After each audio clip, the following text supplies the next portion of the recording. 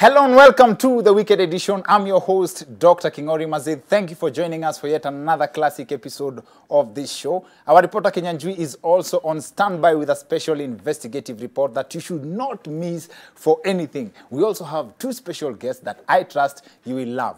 In our series of getting to understand different professions, we have received several requests to do a show on hospitality, one of the industries that have been most affected by the COVID-19 pandemic. Now, one of our guests is a chef who found a way to still make a living through these hard times. Ako na story poa sana ya vile alitoka majuu na akakuja Kenya, akablend in hapa home vizuri sana, now running one of the biggest YouTube channels on cooking in Kenya right now. Here to share with us the good vibes, Chef Raphael is in the house. Hapo sawa mazi. This show would also not be complete bila representation ya waiters na waitresses. So, niliuliza wadau pale Facebook wanipatie suggestion ya waitress mwenye anaweza represent kwa hii episode. First of all, asanteni sana for the suggestions and for everyone who reached out.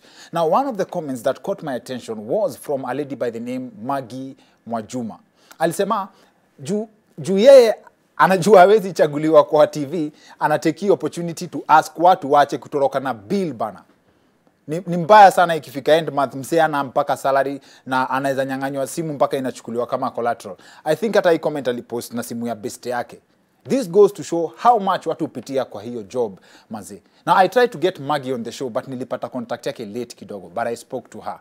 Chef moja anaitwa John Joroge alikuwa tusukumia contact ya dem mwingine anaweza represent pia, and trust me hata yeye ni good vibes.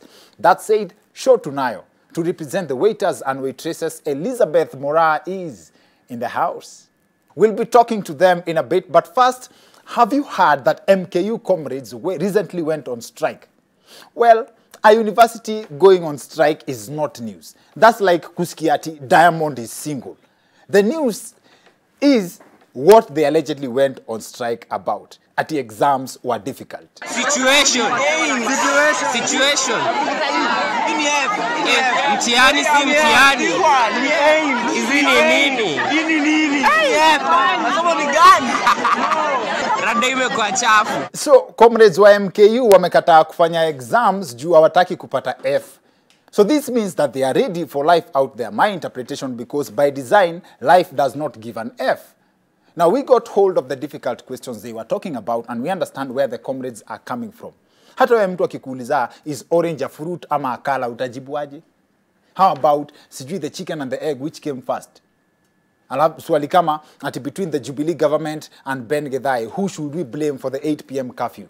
You see, these are obviously very difficult questions. Now, according to the story, MKU students want to be examined on things they know. Niulize kitu najua. MKU students don't like surprises. And for that, I don't know whether this is limited to exams ama that applies hata ukiwa na kadem MKU. Tiye babe birthday yako ndakusurprise na simu. Alafu mzee anaenda mteja the whole day. Babe, what do you mean huamini naweza zima simu siku ya birthday yako? Si nilikuambia ndakusurprise na simu. Now on the flip side, comrades wa MKU walikuwa wanakataa kutestiwa juu wanaogopa hawatapita. Basi watasurvivaje huku nje, especially during this COVID times yenye ishasemekana you cannot go anywhere without getting tested. In other news, on matters security, here's another story from Kitengela that you all need to see. Hata kuruti kutoka nikuche nipate kalanja alafu niende nikapata miti mengolewa na wamekata waya. Alichotarajia kuwa jambo la mara moja lilizidi kutokea. Sunday usiku akaruti. Masaa 4 ya usiku hivi. Sasa paata kuninini kawa kama usingizi na nichukua na kasikia kitu kama inakusakusa mapati na konga mapati. Mimi kutoka na nikapata mwisi ameinama hapa na nakata mawaya, alikuwa anatumia tu mkono sio pliers. Anasema ilimbidi kumwachilia huru mhalifu kwa kuwa hakukuwa na kituo cha polisi karibu ambapo wangempeleka usiku huo. Najua kuna mtu hawezi amini hiyo what's going on in that video. Imagine kushika mwizi alafu ukiimagine mali police station iko enda kijana uko na bahati. Yani can you imagine that? Alafu also interesting ni Tom Haemba alikuwa amerudi kwa nyumba apate karanji kidogo. Yani hii country some jokes just write themselves. But hapo kwa mwizi, this is responsible citizenship. Mwizi anashikwa, anaachiliwa kwa sababu hakuna place ya kumpeleka. Wow. In fact, in the story, there's a place Tom Haemba anasema watu walimshika wakamkuza kitoko alafu wakamwajilia. Now, I know some of you may not find this as a big deal because that's technically the standard way of how Kenyans deal with thieves. Kuteta hapa na pale kwa social media and then people move on because hakuna mahali pa kuwapeleka, but that has always been for the big thieves. This story from Kitengela now means that Kenyans have started treating all thieves equally. Gone are the days za mwizi wa kuku anapigwa na hasira ya KEMSA na bei ya mafuta kupanda na 5 bob. Now the whole story is due to cases of insecurity in Nunkupir area, and residents built a police post that is yet to be occupied 7 years later. And this just goes to show how much we civilians need police officers. And mnaona vile watu wa Kitengela wanatamani makarao.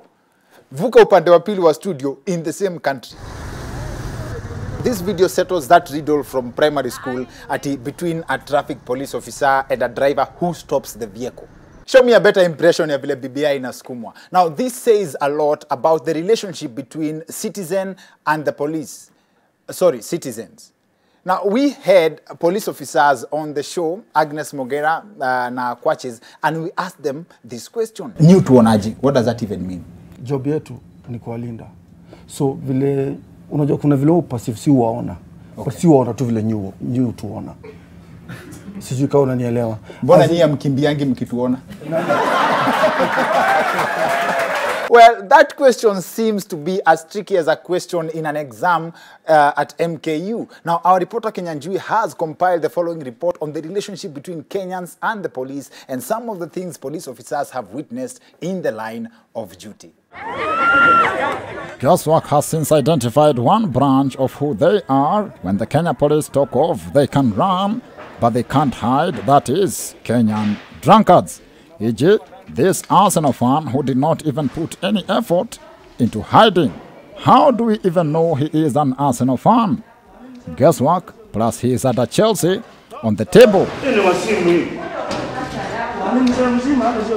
In our investigative series of flouters of COVID-19 regulations and things police officers witness in the line of duty, Guesswork studied the recent crackdown in Laikipia whereby police officers witnessed some Swahili medhalis unfolding in real life, e.g., haliye juu, mgoje chini. Let's just say, like the Bible times, it was a bad day in office for Sakayo, not his real name, but if it may provide any comfort, he was not alone. Among others captured by the police on this day was Bernice Wheeler and her company, not to mention Black Market Avril. On the outside, officers also noted, "You guy, my guy," Laikipia branch. Na ndio ujue polisi pia hujionea maneno. On this roadblock is when they first interacted with proper Kenyan reverse psychology. Let me have your ID, please. Guesswork has simply interpreted this as sign language for sipeanagi za macho.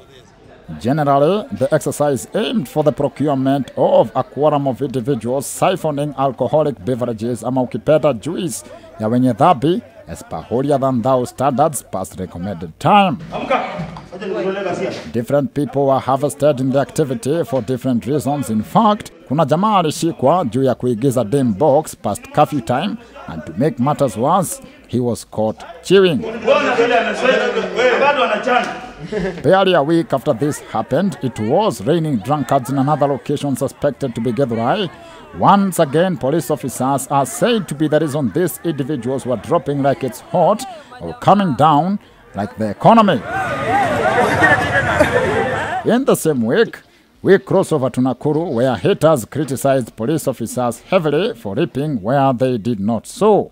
CBO itapanda bangi tena. Hiyo dhuluma lazima itaisha. Kwa sababu it's just a misunderstanding. It's quite very bad. Unaitwa nani? These incidents have prompted Guesswork to ask the following questions. What is the motivation behind Kenyans' love for the high places? And 2, what do the police feel about the real-life comedy in the line of work? Leta ID, kumalizana na wewe uende kwa nyumba.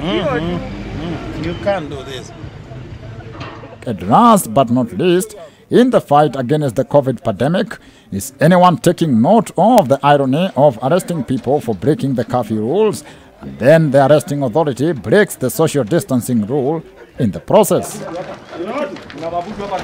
Guesswork will answer these questions in the second part of this investigative series, but if we find something more interesting, hiyo ndio tutafanya. Representing the Guesswork fraternity on the Wicked Edition, Unaitwa nani? Kenya.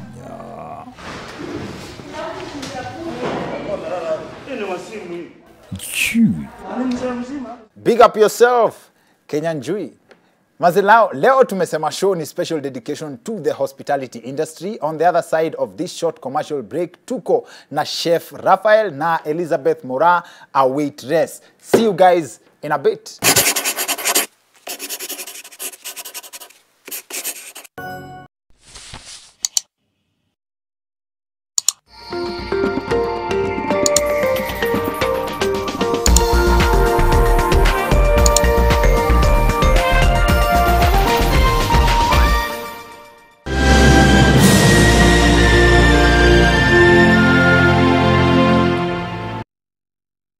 Sunlight 2-in-1.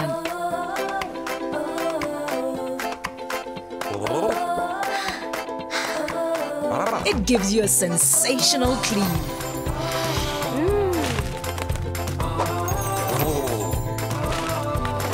And an uplifting fragrance.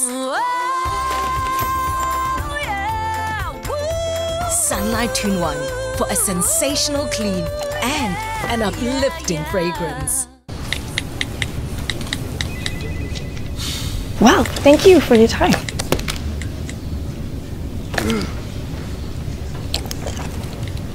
And do you have any question for us? How juicy. Juicy. Juicy. Niko fiti maze niko fiti majamana mabenti wako fiti. Juicy fruit. Pampers Pants is now available with a 2-piece pack at only 50 bob. I have to admit, I didn't like Sukuma Wiki when I was growing up, but now I have created a way to make Sukuma Wiki tastier and meatier. I simply add 2 Royco beef cubes and the end result is a rich, meaty flavor. And today, I have brought along my harshest food critics for a taste test. My kids.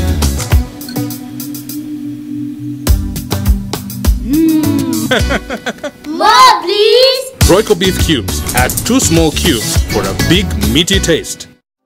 I see innovation and entrepreneurship thriving. I see young Kenyans remaking the world around them, creating lasting solutions to tomorrow's problems today. And I see women just like me at the heart of this revolution. And while others might see symbols and numbers, these girls see the language of the future. My name is Doka Zolino, and I am a co-director at Lake Hub.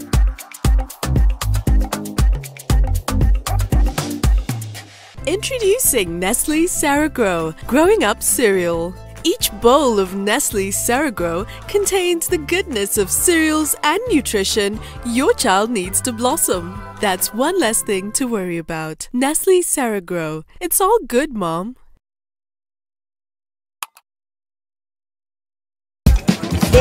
Mama yao, angalia mikono yangu imeparara. Ala, aibu gani mwenzangu? Kwani umekuwa ukitumia sabuni gani ya unga? Unahitaji sabuni na laini kwa mikono.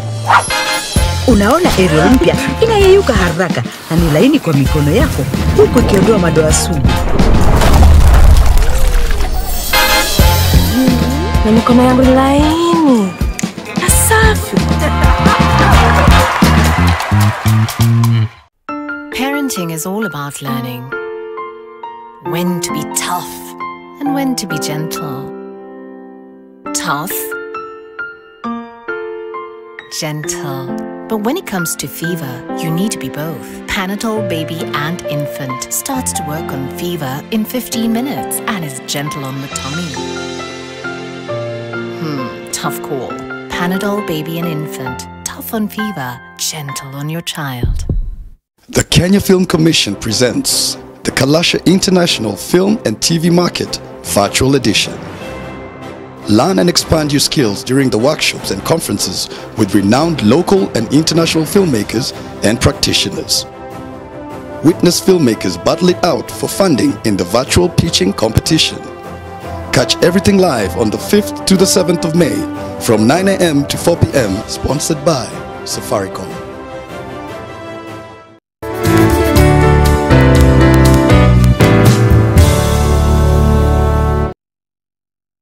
Try Panadol Advance for relief from headaches, body aches, and fever. With Panadol's Optizorb formula, the tablet gently breaks down in the stomach, quickly absorbs, and starts providing pain relief in 15 minutes. For fast and effective pain relief that you can trust, try Panadol Advance.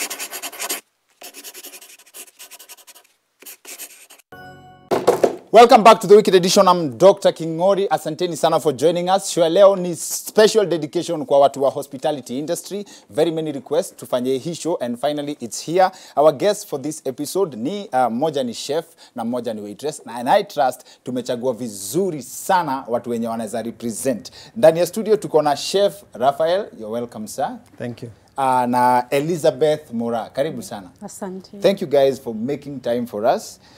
I think Chef Raphael nilimention ya wase hapo juu that wewe kwanza uko na story ya kutoka majuu ukakuja Kenya and one of the most interesting things kwa hiyo conversation tulikuwa nayo ni ulisema ulikuja ukapata wase wanapewa service mbaya but wako sawa. Kwa sababu wajui ni nini. Maybe wanajua lakini unajua pia si wa Kenya this thing we have. You're just content with what you have. Yes. So but you don't know better. Either that, yeah, I also want to not kuambia wasee wajui kabisa. Yes. Lakini if you don't, I would say exposure. Kama ujui, naweza patia an example ya phone. Kama ujui kuna smartphone, yes, na uko na kabambe, yes, uko happy na kabambe. Uko sawa. Lakini ukionyesha kuna smartphone, unajua inaweza fanya better kuliko kabambe. So okay, it's I think that's the best example. Sasa nilikuwa nafikiria hiyo example ukisema hivyo sana sana ni hii kitu fulani wasee utufanyia kwa hoteli ati unaingia ukikaa chini wanakuweka 1 hour kwanza alafu mtu anakuja na maji ya kunawa. Alafu hiyo maji ya kunawa unajiambia tena in 1 hour anakuja na vijiko. Alafu tena unajiambia sasa hiyo inamaanisha food iko karibu na half an hour. Ni psychology ya kuonesha food iko karibu kuiva. Is that what you mean by service mbaya? Yes, that's service mbaya. Thank you very much. Hiyo tunaingia details sahi. Alafu Mora, yeah, asante sana tena na wewe kwa job yenu kuna dema anaitwa Magi. Okay. Magi Mwajuma alicomment kwa Facebook yangu alikuwa anasema yeye anajua yeye atachaguliwa kuja kwa TV. Nilijaribu sana kumget but Johnny alikuwa amesha kusuggest before. Alikuwa anasema ati mawaiter na mawaitress wao usafa kitu moja, alikuwa na warn wase waache kutoroka na bill. Okay. Is that something you people suffer? Yes, sana? Yes. Kila mahali. Mostly. Yeah, because but of late restaurants zimekuwa na ile kitu ya you can't pass the gate without a gate pass. Okay. Yeah, so after paying your bill, you have to be given a gate pass. So at least you imesaidia. But kitambo, ilikuwa mtu anadishi, unasikia mendalu, na ni hivyo. Anaenda kama ameenda. Ameenda kabisa. So, you are the one to pay. The management haitaki kujua. So kama waiter ukiserve wase food mse mwingine akikutuma pia lazima ukuwe rada na kama mtu wako karibu? Yeah, exactly. Like hata kama unaona kitoka, mfuate kwanza. Umuulize, where are you going to? How may I help you? Kama maybe nilua natafuta. Yeah. So but otherwise mnakuanga mtu akiamka hivi kidogo ukorada, na kama ulikuwa kitchen? Mostly you don't get to go to the kitchen as a waiter ama waitress. You kuna have pass. Kuna pass. So una rotate tu hapo. You make your order, halafu order inafika kitchen, chef atakutolea order, ana ring bell iko ready, you come for your order, you take it to the table. Kwa hivyo hata hii ati waiter anasimamanga karibu na wewe si ati ni hospitality ati ni kutuchunga. Not really. Ni guard, ni kusimama on guard. But if you get to go to somewhere penye kuna hiyo gate pass, yes, you're good. But if you don't go to a restaurant yenye, yes, ama a resort yenye haipeani gate pass kwa guest, yes, you're unaweza ona moto. Yeah. And now before hata turudi kwa Chef Raphael, nilikuuliza about the relationship between the chef and the waiters na waitresses. Yeah. How is that relationship? Mostly tukiwa job, it's not great because tutajamiana the whole period. Kwa sababu anapika pole pole ama? Yeah, alafu unapata guest anakuuliza kwani hiyo chakula inapikwa na candle? Yeah. Haya. Sawa. Na wewe pande ya chef wanakuanga na relationship interesting na waiters na waitresses kwa nini? Okay. Hiyo amesema it happens na naielewa. But personally nimework both sides. But hiyo ya beef ya chef na waiter au waitress ni ukituma order umeitishwa well done. Yeah. Hiyo kwanza, hebu tuanzie hiyo well done. Yeah. Au kuuliza umeitisha steak. Mimi nataka mimi najua kina options. Sema medium, rare, well done. Wewe umesema tu steak. Alafu hapa ndio shida inakujanga. Mimi sijui kuko busy, so sitamuuliza. Yes, ametuma order yake. Uzuri sasa kuna system. Before maybe ilikuwa captain order, ilikuwa which is manual, which is really bad. Yes. But says most of the restaurants kuna system ya order. Yeah. Amepost. Mimi nimepika well done. Mgeni pengine alikuwa anataka medium well. Chakula imetoka. Huyu amepeleka amesema mgeni amesema alikuwa anataka medium well na nishapika. Iko ready. Hiyo ndio shida. Communication whereby they are not the waiter is not communicating exactly what the guest wants, and there's two wrongs in that. There's two ways of looking at it. Either hakuuliza or mostly hakuuliza au aliambiwa hakushika. Hapo kwa communication mimi ndio mmeniacha hapa nyuma kwa ukisema steak kuna well done alafu kuna medium done na rare. Yeah. So hizi well done najua well done ni nini. Hizi medium na nyingine ni poorly cooked. Polite name. Hapana. Kwa beef this applies to beef. Beef sio chicken ama pengine pork. Sana ni beef. Beef ikiwa medium ama rare, beef kawaida hainanga ugonjwa. Especially if it has been sourced in a right place. Haina ugonjwa ambayo itakudhuru ukikula ikiwa rare ama medium. Chicken on the other hand ndio sababu lazima ipikwe well done kwa sababu ile bacteria inaweza kuwa nayo, si ati iko nayo, ile inaweza kuwa nayo let's say by mistake iko nayo, isipopikwa ya kutosha itakudhuru. But beef generally not unless ni minced meat. Minced meat sasa ndio unafaa upike kabisa kwa sababu ni uchafu ya beef kama ni bacteria inakuanga nje ya nyama. Na ukipika kama ni steak for example nje itaiva na again bacteria ile inakuwa kwa beef sio mbaya kama ile inaweza kuwa kwa chicken ama ndio sababu beef inaweza kula. So bottom line kuna mtu anaitisha nyama haijaiva. By the way well done haikwangi mzuri sana. So unafaa ukule nyama kabla haijaiva poa. Inafaa kwa medium well. Unajua for the system ikiiva sana hata unapatia your body a hard time to digest that beef. And most of the times hata ukikula nyama ikuwe juice unasikia iko tamu inakuanga na kared. Sio kared ndio kabaya, hiyo sio kutoiva. Hiyo iko sawa. Hiyo ndio sasa kutojua. Unakumbuka ukisema not knowing better. Yes. Na unajua by the way nyama ndio kitu moja mimi nimeshindwa kupika kwa hii dunia kwa sababu napikanga alafu nafika mahali ile harufu ina disappear. Unaona ile harufu tamu ati ni aje ile ya notify wase unapika nyama. Mimi yangu haiendangi more than najua kuna different styles za kupika but mimi nili give up juu ako ka harufu akakaangi sana. As in siwezi maintain hiyo harufu mpaka to the end. Inamaanisha nini about my cooking? Well, maybe you need some classes ama maybe una need kujua zaidi ama sijui inategemea lazima ni kuona ukifanya ndio ni make a right judgment lakini based on vile unasema one can always learn vile food inapangwa ikae. A concept I've never understood ati mbona sijui weke chapati hapa uweke na unaenda kuikula. Like ni kama vile gava you treat msee ndio uende unyongwe. What point does it make? Hata mimi nikipewa hiyo food na chef nikuje nikuletee. Yes. Na feeling poa sana. Mi by that chef aizi nipea food haja present vizuri. Cause pia inaongeza tip kwangu. Tip inatokanga uto tu tomato sauce tumekwa pale sijui nini imechorwa hivi line. Yeah. Cause hata feeling excitement ukiona food iko hivyo hata wewe. Na yendi kujipanga hivyo kwa tumbo wazini. What's the point? Presentation. Na hata nyinyi mnakuanga mmesoma interpretation ya hizo ma food etiquette. When you have to serve protein obvious in a face nini? In a face guest. Like unaona hiyo stick, hiyo stick. Yeah. Nafaa kuiweka. Najua hiyo sahi na wewe. Nyama inafaa kuwa hii side. Yeah, inafaa ku face guest. Why? Juu ndio nafaa kuanza nayo. You're the main thing. So mtu akiniletea na chapati iko hii side, hiyo ni makosa. Yeah, that is a mistake. Professionally. So unaona kuna kifanya karomaindo. Yeah, kuna karomaindo. Chapati iko huko ndani ya nyama. Kuna vile sasa inafaa ikue. Na hii ndio sababu mtu anaendanga shule anasomea hizi vitu. Okay, so ebu ngoja, help me understand. Protein inafaa kuwa hii side, starch iko huko. To greens. Na pilipili kwa mbali, si ndio? So what is the effect ya mse wa kibandaski ukienda chapati imeshikana huko na nini, hata uwezi tell difference ni gani chapati na ni gani cabbage, utajua ukikula what's the difference. There are some people who wakimixiwa hivyo they have a reaction kwa tumbo. There are some people who like to be very neat. Atakula hii hakule.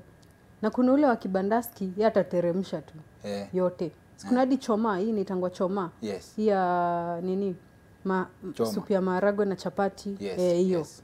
Sasa hao wase wengine hawezi kula the same way. Yeah. Lazima akule ako neat tu. There's some people who are just neat. To that point, the simplest way to explain.